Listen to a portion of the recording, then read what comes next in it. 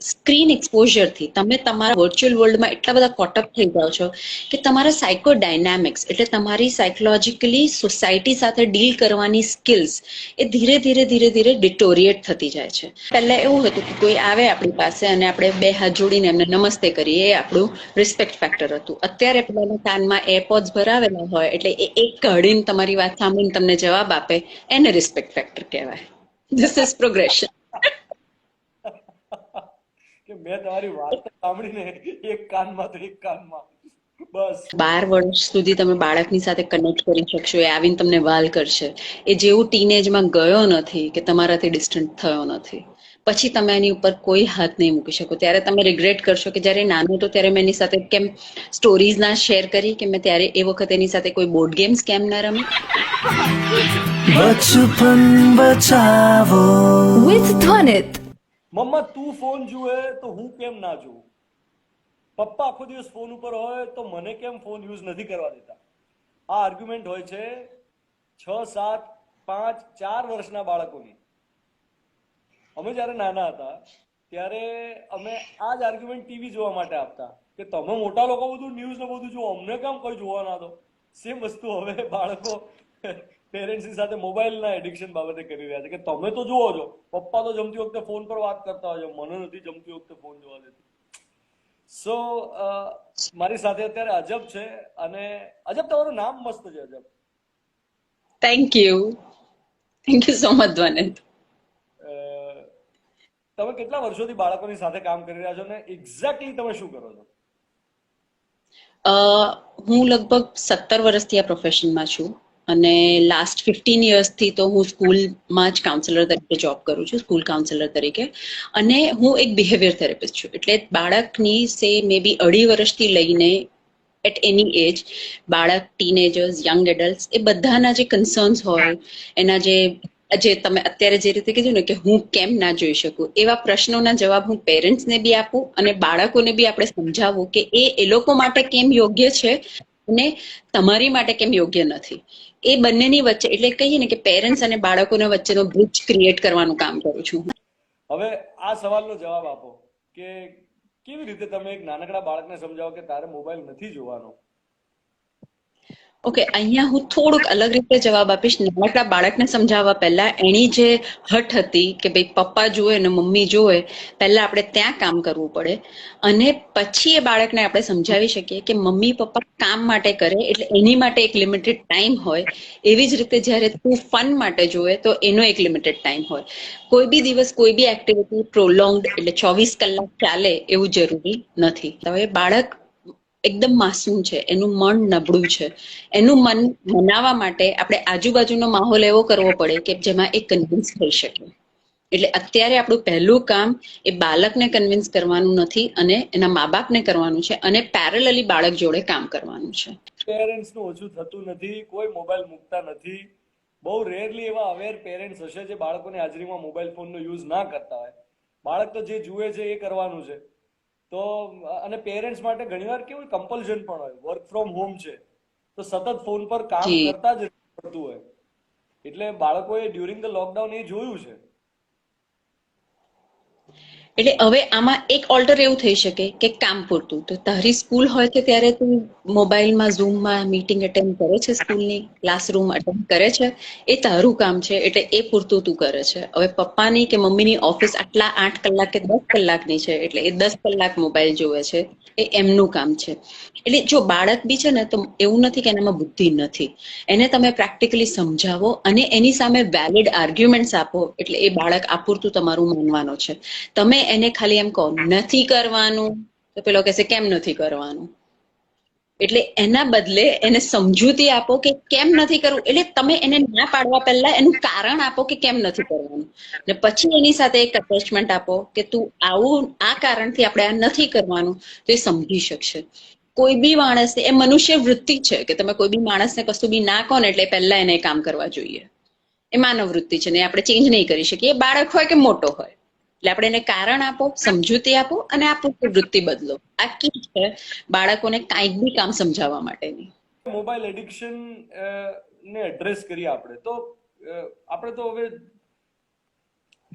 કેવું થઈ ગયું છે કે સતત ઓનલાઈન સ્કૂલિંગ ચાલે છે, ઓનલાઈન એજ્યુકેશન ચાલી રહ્યું છે, લોકો વર્ચ્યુઅલ લર્નિંગમાં કોન્સ્ટન્ટલી સ્ક્રીનની સામે હોય. દિવસના ખરેખર કેટલા કલાક બાળકે સ્ક્રીન સામે રહેવું જોઈએ? આના તો કોઈ ધારાધોરણ છે જ નહીં.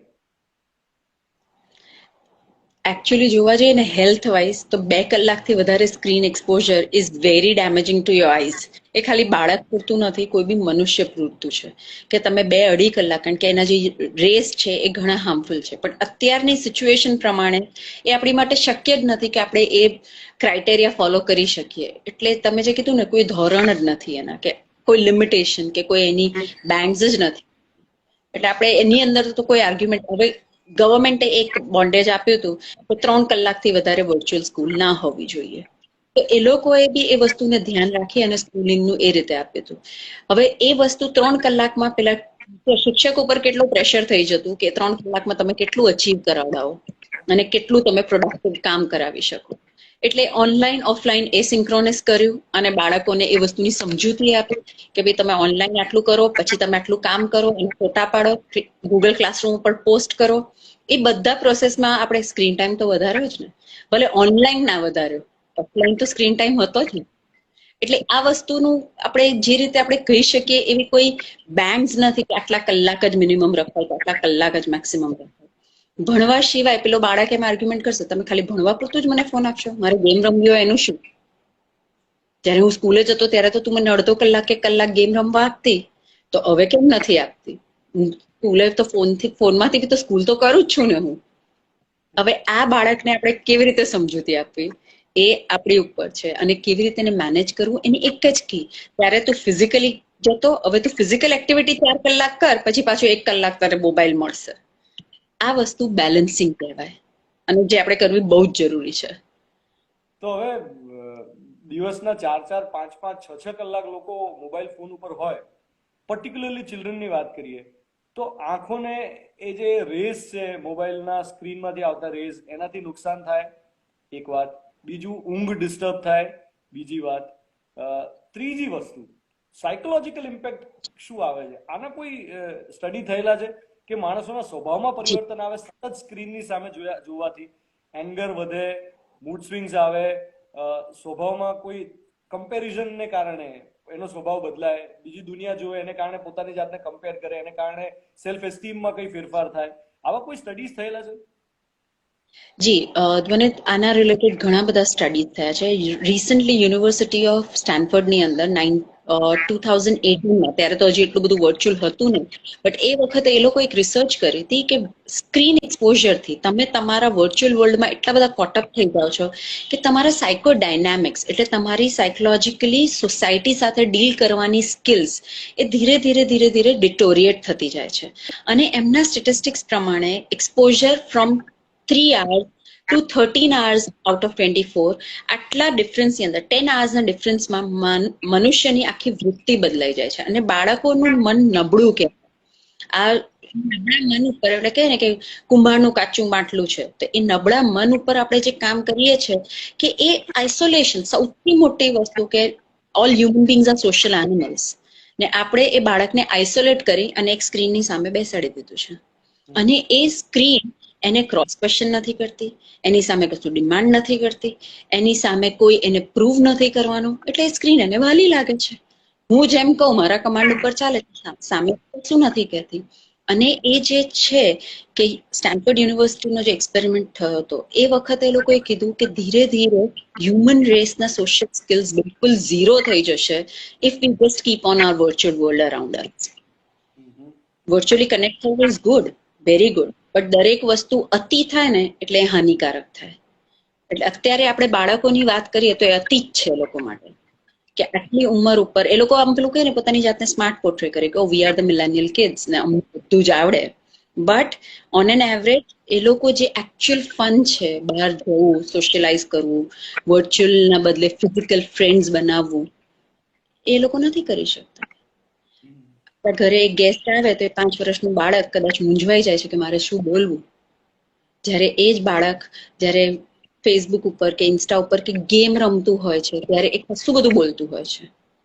એટલે આ વસ્તુ એક આપણી માટે કન્સ્ટ્રેન્ટ છે આ ઘણા અને જે આપણે જોવા મળે છે, ફેમિલીઝમાં જોવા મળે છે કે સોશિયલ ઇન્ટરેક્શન ઓકવર્ડ થઈ જાય, કારણ કે બાળકને ખબર જ ના પડે કે આ સગાવાલા કોઈ આવ્યા છે, પપ્પાના ફ્રેન્ડ્સ આવ્યા છે, કોઈ અક્વિન્ટન્સીસ કોઈ ઘરે આવ્યા છે મળવા માટે, એમની સાથે શું બિહેવ કરવાનું, કેવી રીતે વર્તન કરવાનું, બોડી લેંગ્વેજ શું હોવી જોઈએ, એક જે સામાન્ય વિવેક બુદ્ધિ છે એ મિસિંગ તમને વર્તાય બાળકોમાં. અને એ બહુ સ્ટ્રોંગલી મિસિંગ થવા લાગી છે. અત્યારે આપણે પહેલા એવું હતું કે કોઈ આવે આપણી પાસે અને આપણે બે હાથ જોડીને એમને નમસ્તે કરીએ, એ આપણું રિસ્પેક્ટ ફેક્ટર હતું. અત્યારે પેલાના કાનમાં એરપોડ્સ ભરાવેલા હોય એટલે એ એક કાઢીને તમારી વાત સાંભળીને તમને જવાબ આપે, એને રિસ્પેક્ટ ફેક્ટર કહેવાય. This is progression. કે મેં તમારી વાત સાંભળીને એક કાનમાં તો એક કાનમાં બસ. મેં તમારી વાત સાંભળીને, ધેટ ઇઝ મોર ઇમ્પોર્ટન્ટ. તમારે ઇગ્નોર નથી કર્યા ને મેં, this is respect factor. Okay, so એ મમ્મીઓને શું કહેશો કે જે બાળકને ભૂખ લાગી હોય ત્યારે એની સામે મોબાઈલ ધરી દે છે અને નર્સરી રાઇમ્સ બતાવે છે, અને પછી એને બાળકને ખબર જ નથી એ શું ખાઈ રહ્યું છે, એને કોળિયા ભરાવે છે, બાળકનું ધ્યાન માત્ર સ્ક્રીનમાં છે, નર્સરી રાઇમ્સમાં છે. શું કહેશો એ મમ્મીઓને? Please stop spoiling your child. તમારા બાળકને તમે અત્યારે જમાડવા માટે આટલું કરો છો, એ બાળક તમારી સાથે વાત બી નહીં કરે એવો એક તબક્કો આવી જશે. કારણ કે એઝ અ સાયકોલોજિસ્ટ આવા ઘણા બધા કેસીસ મેં જોયા. બાળક 8, 9, 10, 12 વર્ષે પહોંચે તો કે ના, ટીવી ઓન ન હોય ત્યાં સુધી જમે જ નહીં. અને આપણે પૂછીએ કે ભાઈ જયારે નાનું હતો 1, 1.5, 2 વર્ષનો, કેમ જમાડતા? તો કે એની નર્સરી રાઇમ્સ વગાડતા એટલે એ જમતો. તો મેં કીધું ટ્રેનિંગ કોણે આપી? તમે જે શીખવાડો છો એ અત્યારે ફોલો કરે છે, કાંઈ નવું નથી કરતો, ખાલી એનું મોડિફિકેશન વર્ઝન એની ઉંમર સાથે સાથે વધતું જાય છે. એને ભૂખ લાગશે તો એ આપૂરતું જમવાનું છે. તમને કેમ રાઇમ્સ બતાવીને એને જબરજસ્તી ઠૂસવો છે? એક ટાણું નહીં જમે, 2 ટાણા નહીં જમે, પછી તો એ કહેશે ને કે મને ભૂખ લાગી છે. પેશન્સ રાખો. અને બીજી એક જે સ્પેસિફિક કી છે, spend quality time with your kids. એ બાળક જ્યારે 4 વર્ષનું હોય કે 12 વર્ષનું હોય, તમે એની સાથે ક્વોલિટી ટાઈમ સ્પેન્ડ કરશો. અને ક્વોલિટી ટાઈમ એટલે ચાલ આપણે બંને જોડે એક સિરીઝ જોઈએ, that is not quality time. Quality time એટલે બેટા આજે તે આખા દિવસમાં શું કર્યું. ક્વોલિટી ટાઈમ સ્પેન્ડ કરવા માટે તમે એમને પ્રશ્ન ના પૂછો, તમે જાતે શેર કરો કે યાર 10 કલાક સ્ક્રીન જોઈને હું થાક્યો, હવે મારે ફોન નથી લેવું. આવું બિહેવિયર તમે અઠવાડિયું કરો, 8મે દિવસે બાળક જ કહેશે મમ્મી ક્લાસ પતી ગયો, હવે મારું લેપટોપ થોડી વાર નથી જોવું, હું થોડી વાર સુઈ જાઉં, હું થોડી વાર તારી સાથે બેસું, હું કિચનમાં આવીને રોટલી કરું, હું તારી સાથે આમ કરું. એ બાળકમાં સામેથી આવશે. એટલે તમે એમ કહો કે હું કશું ના કરું અને બાળક સામેથી કરે, એ શક્ય નથી. આઈ એમ શ્યોર કે બાળકો પેરેન્ટ્સને કહેતા હશે કે મમ્મા તું ફોન મૂક ને, પપ્પા તમે ફોન મૂકો ને મારી સાથે વાત કરો ને, મને આમ કરો ને, મને પણ એ વખતે જો તમે ફોન ના મૂક્યા. I still remember there was this super flop film, Katrina Kaif અને સિદ્ધાર્થ મલ્હોત્રાની ફિલ્મ હતી, જેમાં ટાઈમ ટ્રાવેલની વાત હતી. અને એમાં એક પર્ટિક્યુલર સીન છે કે જેમાં સિદ્ધાર્થ મલ્હોત્રા ટાઈમ ટ્રાવેલ કરીને back to his young age જાય છે, અને એને સુધારવાનું કહેવામાં આવે છે કે તારી એક ભૂલ સુધારવાની હોય તો એ રિયલાઇઝ કરે છે કે કિચનમાં છે અને એ કંઈક ફોન પર કામની વાતો કરી રહ્યો છે, અને એ વખતે એની ડોટર એનું શર્ટ ખેંચી રહી છે નીચે અને એની સાથે કંઈક રમવું છે. તો એ વખતે એને જયારે ભૂલ એ કરી હોય છે કે પોતાનું કામ કન્ટિન્યુ કરે છે અને ડોટરનું ધ્યાન નથી રાખતો, અને હવે સુધારવાની જયારે આવે છે, એક ચાન્સ મળે છે, ત્યારે એ પેલો ફોન ડિસ્કનેક્ટ કરે છે અને ડોટરને હાથમાં લે છે. હવે આ કુદરત આપણને બધાને આપે છે, તો પછી નહીં આપે. બાળક મોટું થઈ જશે પછી એ ચાન્સ નથી મળવાનો, જે છે અત્યારે છે તમારી પાસે. ધ્વનિત, તમે એકદમ બેંગ ઓન હિટ કર્યું. તમે 12 વર્ષ સુધી તમે બાળકની સાથે કનેક્ટ કરી શકશો, એ આવીને તમને વાલ કરશે. એ જેવું ટીનેજમાં ગયો નથી કે તમારાથી ડિસ્ટન્ટ થયો નથી, પછી તમે એની ઉપર કોઈ હાથ નહીં મૂકી શકો. ત્યારે તમે રિગ્રેટ કરશો કે જ્યારે નાનો હતો ત્યારે મેં એની સાથે કેમ સ્ટોરીઝ ના શેર કરી, કે મેં ત્યારે એ વખતે એની સાથે કોઈ બોર્ડ ગેમ્સ કેમ ના રમી. અને કશું રમવું બી જરૂરી નથી, ખાલી બેસીને એની સાથે કમ્યુનિકેટ કરો કે હું મારી ચાઇલ્ડહુડમાં આવું કરતી, તું તારા ચાઇલ્ડહુડની મને કહે, તારા ફ્રેન્ડ્સ વિશે તું મને જાણ કર. એ લોકોને સાંભળવું છે, શીખવું છે, પણ મોબાઈલ વડે નહીં, વર્ચ્યુઅલ વર્લ્ડ સાથે નહીં. Parents are the first teachers. એટલે આપણે કહીએ છીએ ને કે માતા જેવું કે પિતા જેવું કે ગ્રેન્ડ પેરેન્ટ્સ અને ફેમિલી સિસ્ટમ. ગ્રેન્ડ પેરેન્ટ્સ છે તો એમની બી એટલી જ રિસ્પોન્સિબિલિટીઝ છે કે જેટલી પેરેન્ટ્સની છે, અને બધા કમ્બાઈન થઈને એક બાળકના પ્રોગ્રેસિવ લર્નિંગ માટે આપણે કામ કરી શકીએ તો કેમ નહીં. ઇઝ ઇટ ટ્રુ કે 12 વર્ષથી નાના બાળકોને ખૂબ જાણવું હોય છે કે મમ્મી પપ્પા નાના હતા ત્યારે કેવા હતા અને શું કરતા હતા? એ રીતે એ લોકો પોતાના મનમાં કરતા હોય? ઓફકોર્સ ઇન્ક્વિઝિટિવ નેચર કહેવાય કે ઓકે હું 5 વર્ષની હું અત્યારે છું, હું મોટો ક્યારે થઈશ? મમ્મી તું ક્યારે મોટી થઈ હતી? કે પપ્પા તમે ક્યારે મોટા થયા હતા? દાદા તમને વળતા? મમ્મી નાની તમને વળતા? એ રીતનો એ લોકોનો ઇન્ક્વિઝિટિવ, કારણ કે એ લોકોને અત્યારે એક કમ્પેરિઝન ડેવલપ કરવું છે કે અમે મોટા થઈશું પછી અમે આવી રીતે ડોમિનેટ કરી શકીશું કે કેમ? તમે અત્યારે અમને ડોમિનેટ કરો છો, તમે નાના હતા ત્યારે તમે ડોમિનેટ થતા કે તમે પહેલાથી ડોમિનેટ જ નહોતા થયા અને હવે અમારી ઉપર તમે દાદાગીરી કરો છો? એ કમ્પેરિઝન એ લોકોને કરવું છે. એટલે ઓફકોર્સ એ લોકો એ વસ્તુ કરવાના છે અને એ લોકોને એ વસ્તુમાં રસ બી આવશે. ઓકે, ઘણા બધા એવા પેરેન્ટ્સ કે જે લોકોના 3, 4, 5 વર્ષના 7 વર્ષના બાળકો હોય જેમને આઉટડોરની ખૂબ ટેવ હતી ને પછી લોકડાઉન આવ્યું અને લોકડાઉનના કારણે એ ઘરમાં અકળાઈ ગયા, બંધાઈ ગયા બાળકો. અને ઘણા પેરેન્ટ્સ એવા કે જે વર્કિંગ હોય એમને બિચારાને સમજ જ ના પડતી હોય કે હવે આ બાળકને કેવી રીતે કહેવું કે તારે બહાર નથી જવાનું. અનલોક થઈ ગયું, આપણા અડલ્ટ્સ માટે અનલોક થઈ ગયું છે, બાળકો માટે તો હજી લોકડાઉન ચાલુ જ છે. It's been almost a year that children are lockdown. હા, એટલે એને બાળકને કેવી રીતે સમજાવવાનું, પહેલો સવાલ. અને બીજો સવાલ કે એને કારણે બાળકના મન પર જે અસર થાય છે ઘરમાં ને ઘરમાં રહેવાને કારણે, એ ઇફેક્ટને નલિફાઈ કેવી રીતે કરી શકાય? ઓકે, જે પહેલો સવાલ તમે કર્યો કે બાળક ઘરમાં 1 વર્ષથી બંધાયેલો છે, જેને આઉટડોર એક્ટિવિટીઝની ટેવ હતી અને અત્યારે એ લોક થઈ ગયો છે ઘરે, બહાર નથી જઈ શકતો, એવી કોઈ safe space, specifically safe space કે જ્યાં એ લોકો કદાચ ફિઝિકલ એક્ટિવિટી નથી કરી શકતા પણ એ લોકોનું ક્રિએટિવ એજ ડેવલપ કરી શકે છે. એ લોકો કંઈક નવું, કારણ કે તું આ નહીં ઉપાડ, તું અહીંયા ટચ નહીં કર, તું ઘરમાં આમ રહેવા દે, એ લોકોને એ સેફ સ્પેસ આપો જે એ લોકોની સ્પેસ છે. અને જ્યાં એ લોકો બહાર ફિઝિકલી જ, એટલે હું એવું નહીં કહું કે ઘરમાં ફૂટબોલ રમવા દો, બટ ઘરમાં એ લોકોને એ બોલથી ડ્રિબલ કરશે અને એક એવો રૂમ એ લોકોને મળી શકે. અને રૂમ ના બી હોય, આપણે જ્યાં બેઠા છે ત્યાં બાજુમાં બી એ બોલ ડ્રિબલ કરશે તો કોઈ બહુ ફેર નહીં પડે. એને ઉલટું આપણું કનેક્શન ડેવલપ થશે એની જોડે. એટલે અત્યારે એ લોકોને સેફ સ્પેસ, એ લોકોને સમજૂતી આપી કે આપણે આ લેવલ સુધી નથી કરી શકતા બટ થોડુંક લેવલ ડાઉન કરી અને અત્યારે આટલું તો આપણે કરી જ શકીએ છીએ. અને એ લોકોને એ કરવાની છૂટ આપવી. એ લોકોને બંધારણ નહીં કે ફૂટબોલ એટલે આઉટડોર એક્ટિવિટી છે, તું ઘરમાં ના જ રમી શકે, પણ તું બોલ ડ્રિબલ ઘરમાં કરી શકે. નીચે વાળા ફ્લેટ વાળા બૂમો પાડશે તો કાંઈ નહીં, હું મેનેજ કરી લઈશ કે બાળક બીજે ક્યાં જશે, એ હું મારી ઉપર હેન્ડલ કરી લઈશ, તું તારી રીતે થોડુંક તારી એક્ટિવિટી રાખ. એ એક પહેલી વસ્તુ. આઈ જસ્ટ ગોટ ટુ નો, મારા એક ફ્રેન્ડની કોલોનીમાં બહુ જ બધા ફ્લેટ્સ છે અને all the committee members and all of them have decided that અરે children make a lot of noise, we have to do something about it. મેં કીધું યાર, તો બાળકો 1 વર્ષથી લોકડાઉન છે, ડુ યુ રિયલાઇઝ કે એમના મન પર શું વીતી રહ્યું છે?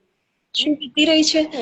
સમજો, તમે અડલ્ટ છો, તમે વિચાર લીધું કે ના બાળકો આ ટાઈમે રમવા ના જોઈએ, બપોરના 1 થી 4 તો સોસાયટીમાં નિયમ કરતો કે બાળકો રમવા ના, અરે તો કરે શું પણ? બાળકો રમશે નહીં તો એ લોકોનું તમે ડેવલપમેન્ટ ક્યાંથી લાવશો? અને પછી 10 વર્ષ પછી જયારે એ બાળક ઠોઠ પાતળા જેવું હશે ત્યારે તમે કહેશો કે તું તો ડોબો છે, તારામાં તો આવડત નથી. પણ એ આવડત ડેવલપ કરવા નથી દીધી તમે, એ વસ્તુ તમે નથી સમજતા. એટલે એ જે બી એ તમારા ફ્રેન્ડની સોસાયટીના જે કોઈ બી ચેરમેન છે ને એમને કહેજો કે ભાઈ તમે બાળક હતા ત્યારે તમને ઘરે ખુરશી બાંધીને બેસાડ્યા હોત તો તમે આજે જેવા છો એવા હોવાના હતા. ખાલી આ એક પ્રશ્ન એમને પૂછી અને એનો જવાબ લઈ લેજો. કેટલા બાળકો એના પેરેન્ટ્સને કન્વિન્સ કર્યા છે કે અમને અમારી ખાલી સ્કૂલની બિલ્ડિંગ બતાવવા તો લઈ જાઓ, ત્યાં ખાલી બિલ્ડિંગો પાસે ઉભા રહીને ફોટા પડાવ્યા છે, હા મારી સ્કૂલ છે, વી આર મિસિંગ યુ. અને એ વસ્તુઓ એ લોકોની માનસિક વૃત્તિ ઉપર કેટલી અસર કરે છે કે ભાઈ અમને 1 વર્ષ સુધી સ્કૂલેથી દૂર રાખ્યા, 1 વર્ષ સુધી અમારી ફિઝિકલ એક્ટિવિટી. અને સ્કૂલ એટલે આપણે ભણવા માટેનું તો ખરું, but school is wear friends R. હું મારા ફ્રેન્ડ્સ નથી મળી શકતો. એટલે અહીંયા ભણવા કરતા વધારે એ લોકોની જે સોશિયલ લાઈફ મિસ થાય છે એના પર એ લોકોનું ફોકસ વધારે છે. અને ધ્વનિત એક સ્પેસિફિક થિયરી પ્રમાણે, એક લર્નિંગ પ્રમાણે હું તમને કહી શકીશ કે એક ક્રિએટિવ બ્રેન બાળકનું 8 થી 10 મેક્સિમમ વર્ષ સુધી ડેવલપ થઈ શકે. એ પછી તમે ક્રિએટિવ એજ ના આપી શકો. અને આ એજ ગ્રુપના બાળકોને આપણે ઘરે જો બાંધીને રાખીએ છીએ તો વોટ આર વી ગિવિંગ ધેમ? એટલે મેં કીધું કે એ લોકોની જે બી ફિઝિકલ એક્ટિવિટી એ લોકોના રૂટીનમાં હતી, try to accommodate it as much as possible in the house also. કદાચ બધાની પાસે એવા પ્રિવિલેજ ના હોય કે ઘરમાં બધા જ ઇક્વિપમેન્ટ્સ લાવી શકે, બટ એક રૂમાલ વડે બોલ બનાવી અને ઘરમાં થ્રો રમવું એ કોઈના માટે બી શક્ય છે. એટલે ઓલ્ટર્સ કાઢવા, એની માટે એના રસ્તા ઉપાયો શોધવા એ મનુષ્યની વૃત્તિ છે. તો કેમ નહીં? ચલો ફૂટબોલનો બોલ ના લાવીને રમી શકીએ, એક મોટું નેપકિન લઈને એનો બોલ બનાવી અને એનાથી રમીએ, કોઈ નુકસાન નહીં થાય. બટ એ બાળકની એનર્જી વેન્ટ થશે, સ્કિલ્સ ડેવલપ થશે, એ તો કરી જ શકીએ છીએ ને આપણે. તો why to punish our young kids and minds? Absolutely. So there is a lot of importance of social interaction in the growing up phase. Outdoors નું બહુ ઇમ્પોર્ટન્સ હોય અને એ છેલ્લા 1 વર્ષમાં જ્યારે બાળકોને વંચિત રાખવામાં આવ્યા છે ત્યારે એ લોકોના એની ઇમોશનલ ઇમ્પેક્ટ જે છે, એના બિહેવિયર પર જે અસર થયો છે, એના વિશે સભાન થવાની જરૂર છે આખી સોસાયટી, નોટ ઓનલી પેરેન્ટ્સ. હું એવું માનું છું કે આમાં ખાલી પેરેન્ટ્સની રિસ્પોન્સિબિલિટી નથી, ઓવરઓલ આપણા બધાની રિસ્પોન્સિબિલિટી છે આ બધા જ બાળકો માટે. એટલે જેના લગ્ન નથી થયા એની જવાબદારી છે કે સોશિયલ રિસ્પોન્સિબિલિટી લો. કરેક્ટ. હવે આજે 12 વર્ષથી નાના બાળકો છે, એમને મૂડ સ્વિંગ્સ કેવા આવે આ વસ્તુને કારણે? એટલે એ do children get depress? Is it possible? Is it એટલે ડિપ્રેશન બહુ હેવી વર્ડ છે, બટ 12 વર્ષથી નાના બાળકો જેમાં આનંદનું આમ અસ્ફુટ ઝરણું હોય છે, એ ડિપ્રેસ થાય ખરા? 100% થાય.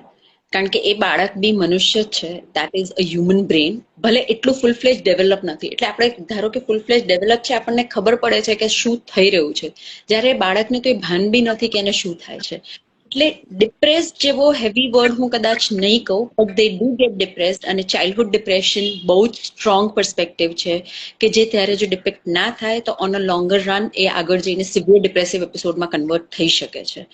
અત્યારે પણ જ્યારે આપણે આ સ્થિતિ પ્રમાણે જો બાળકોના મનની શું હાલત છે એની પર વાત કરીએ, એ લોકોએ અત્યારે 1 વર્ષમાં દરેક વસ્તુ માટે ખાલી ના જ સાંભળી છે. આમ નહીં કર, કેટલું ટીવી જોશે, ટીવી બંધ કર, કેટલો સ્ક્રીન ટાઈમ થયો એ બંધ કર. પણ એનું ઓલ્ટરનેટિવ આપણે શું આપ્યું? એને વ્યક્ત ક્યાં કરે કે એને શું થાય છે? તમે એમ પૂછ્યું કે બેટા આજે આપણે આટલા ઘરમાં આટલા વખતથી છે તો તને શું ફીલ થાય છે? આ પ્રશ્ન કેટલા પેરેન્ટ્સે કે કેટલા એક્વિન્ટન્સે પૂછ્યા હશે કે બેટા how do you feel staying home? બહુ રેરલી કોઈક. એટલે એનો જે ભાવ બહાર નથી આવી શક્યો એ ભાવ અંદર જતો રહ્યો છે, અને એ ભાવ એ લોકોએ એટલો બધો અંદર સપ્રેસ કરી કાઢ્યો છે કારણ કે એ લોકોને પોતાને ખ્યાલ જ નથી કે this is something which can be expressed and resolve. કારણ કે એને એ વસ્તુની જાણ જ નથી. એટલે એ વસ્તુ એ લોકો માટે બહુ જ સિવિયર છે. અને એ લોકોનું ડિપ્રેશન એટલે sitting in a corner and crying વાળું ના હોય. એ લોકોનું ડિપ્રેશન ટેન્ટ્રમ્સમાં આવે, એન્ઝાયટીમાં આવે, ગુસ્સામાં આવે, સામે આર્ગ્યુ કરવામાં આવે. અને આપણે માર્ક કર્યું હશે કે આજકાલ ટીનેજ એટલે 14-15 સુધી નહીં, 8-10 વર્ષનું બાળક બી ટીનેજમાં જ ગણાતું થઈ ગયું છે. કારણ કે એ લોકોના એ રિફ્લેક્सेस શરૂ થઈ ગયા છે. એને કેવી રીતે રિએક્ટ કરવું, શું સંભાળવું અને શું ના બોલવું, using abusive words, it has become very common these days. એ લોકો ફ્રી ફાયર રમતા હશે અને ફ્રી ફાયરમાં જ્યારે કમ્યુનિકેટ કરીએ તો આપણે જો સાંભળી લઈએ તો આપણે એમ થાય હાય, આ એજમાં તો મને આનો મિનિંગ બી નહોતી ખબર કે એને શું કહેવાય, અને આ બાળકો યુઝ કરે છે એને. તમે શું કીધું, શું રમતા હશે? Free fire. I have no idea what is that. Okay, that's an online game. મને એટલી ખબર છે કારણ કે મને બાળકો સાથે એ લોકોની લેંગ્વેજ આવડવી જોઈએ. પ્લીઝ એનલાઇન અને it's a killing. Okay, it's a game in which you participate. તમે બીજા પાર્ટિસિપન્ટ સાથે રમી શકો, કમ્યુનિકેટ કરી શકો, અને ઇટ્સ પેલું કહે ને કે ટીમ એ અને ટીમ બી બંને ગનથી એકબીજાને શૂટ કરતા હોય, અને તમે એ કમ્યુનિકેટ કરી શકો છો અંદર, which only the team members can here with. કાં તો તમે એ ફ્રેન્ડ્સ સાથે રમી શકો અથવા તો તમે એ અનનોન લોકો સાથે બી રમી શકો છો. એટલે આ પબજી પ્રકારનું થયું ને? હા, પબજી નું થોડું લોઅર વર્ઝન. એટલે સી, હું લાઈફમાં કોઈ દિવસ કોઈ ઓનલાઈન ગેમ રમ્યો નથી. આઈ હેડ નો ક્લુ અબાઉટ ધીસ. પણ મારું પર્સનલી એવું માનવું છે કે તમારી ડિજિટલ બિહેવિયર જે છે, તમારા મનની અંદર જે ધરબાયેલા ઊંડાણમાં રહેલા જે બધા ઇમોશન્સ, ઇનપુટ્સ છે જે દુનિયાએ તમને આપ્યા છે, એ બધા ઇનપુટને બહાર આવવા માટે રસ્તો મોકળો કરી આપે છે. ઓનલાઈન એકદમ પરફેક્ટ. જે છે તમારા મનની ઊંડામાં ઊંડી રહેલી કાળાશ જે છે એને છતી કરી શકે, તમારી જાણ બહાર. તમને ખબર જ નહીં, દરવાજો ખુલી જાય. એટલે એકદમ પરફેક્ટ. સામે કોઈ છે નહીં, તમે બધું જ વેન્ટ કરી દીધું. એટલે જો અડલ્ટ્સમાં આ થતું હોય તો બાળકોમાં તો કેવું થતું હોય? ને એડલ્ટ્સમાં તો એ લોકોને 1% ધારો કે આપણે એવું વિચારીએ કે 1% તો લોકોને ખ્યાલ હશે કે એ લોકો શું કરે છે, જ્યારે બાળકોને તો પોતાને જાણ બી નથી હોતી કે એ લોકો જે કરી રહ્યા છે it is considered to be an indecent or socially inappropriate behaviour. કારણ કે સોશિયલી એપ્રોપ્રિએટ બિહેવિયર શું છે એ જ નથી ખબર. તો આઈ થિંક પેલી લોકર રૂમ વાળી વાત કરીએ કે વચ્ચે એક કોન્ટ્રોવર્સી થયેલી બોયઝ લોકર રૂમ ઓનલાઈન જે ડિસ્કશન થયા એમાં જે લેંગ્વેજનો યુઝ થયેલો અબ્યુઝિવ લેંગ્વેજ, એ લોકોને એ વખતે પ્રોબ્લી ખબર જ નહીં હોય કે આની ઇમ્પેક્ટ શું હોય. એમણે તો દુનિયામાંથી જ ગ્રહણ કર્યું છે. અને અનફોર્ચ્યુનેટલી ઇન્ટરનેટ તો છે, ફ્રીડમ ઓફ ચોઇસ છે, પણ એમાં કોઈ જાતનું ટેબ નથી બાળકો માટે. શું ને એટલે માન લો કે મમ્મીના મોબાઈલ ફોનની અંદર કે પપ્પાના મોબાઈલ ફોનમાં બાળક જયારે જુએ ત્યારે એમાં કઈ પણ પોપઅપ થઈ શકે. હવે એ કઈ પણ થયું, એ પોપઅપ થયેલી વસ્તુ બાળકના મન પર શું ઇમ્પેક્ટ ક્રિએટ કરે યુ નેવર નો. અને એ પોપઅપ થયું પછી એ બાળકે એમાંથી શું ગ્રહણ કર્યું અને પછી બીજી વાર રસ લઈને એ વસ્તુ ઇન્ક્વિઝિટિવ નેચર કે આવું કેમ આવ્યું ને પપ્પાના ફોનમાં કેમ આવ્યું, એટલે એ ઇન્ક્વિઝિટિવ નેચર મેણે વધારે ઊંડાણમાં જોયું અને સમજણ પડે એ પહેલા આપણે સાચી નોલેજ આપીએ પહેલા ખોટી નોલેજ એના મગજમાં ઓલરેડી બેસી ગઈ. પોઝિટિવ પેરેન્ટિંગની વાત કરીએ four children under 12. During lockdown તમે શું જોયું કે તમને આમ બહુ સરસ લાગ્યું, something that you લાઇક્ડ about parenting, somebody did something nice? અને અનલોકના ફેઝમાં પણ if people have come up with problems and then found solutions with your help or on their own, can you share some cases? Sure. આપણે lockdown ફેઝની વાત કરીએ તો એ વખતે spending quality time and keeping children away from the virtual thing, because initially તો એવું થયું કે બીજું કાંઈ હતું જ નહીં, બિલકુલ બહાર નહોતા કરવા, એટલે આપણે એ લોકોને વર્ચ્યુઅલી વધારે ઇન્સ્ટિગેટ કર્યા કે ઓકે કંટાળો આવે છે જા થોડી વાર ટીવી જોઈ લે, કંટાળો આવે છે તારી મોબાઈલની ગેમ રમી લે. આપણે એ લોકોને એ ઇન્સ્ટિગેશન આપ્યું અને પછી 1 મહિના પછી લાગ્યું કે આ તો હજી લાંબુ ચાલવાનું છે અને આપણું ઇન્સ્ટિગેશન તો બહુ લાંબુ ચાલશે, એટલે ખાસા પેરેન્ટ્સે એના ઓલ્ટરનેટિવ મેથડ્સ કાઢી. ઘણી બધી એક્ટિવિટીઝ એ લોકો બાળકો જોડે કરવા લાગ્યા, જેમાં સ્પેસિફિક ગાર્ડનિંગ અને કુકિંગ 5 સેન્સીસનું આપણે યુઝ કરી શકીએ છીએ. એમાં જોવું, સાંભળવું, ટચ ફીલ કરવું, સ્મેલ કરવું. કારણ કે ગાર્ડનિંગ કરો છો એટલે પ્લાન્ટ્સની સ્મેલ ને માટીની સ્મેલ એને કેટલું પ્રપોર્શનમાં કેટલું રાખવું એ બધું તમને આવે છે. અને એ જ વસ્તુ તમે કુકિંગ કરો છો ત્યારે તો ખાસા પેરેન્ટ્સે આ વસ્તુને ટ્રિગર તરીકે લઈ અને પોતાની સ્કિલ્સ બી ડેવલપ કરી અને બાળકની જોડે કનેક્ટ થઈને બી આ સ્કિલ્સ એ લોકોએ ખાસી ડેવલપ કરી. So this became a very very positive thing as parents.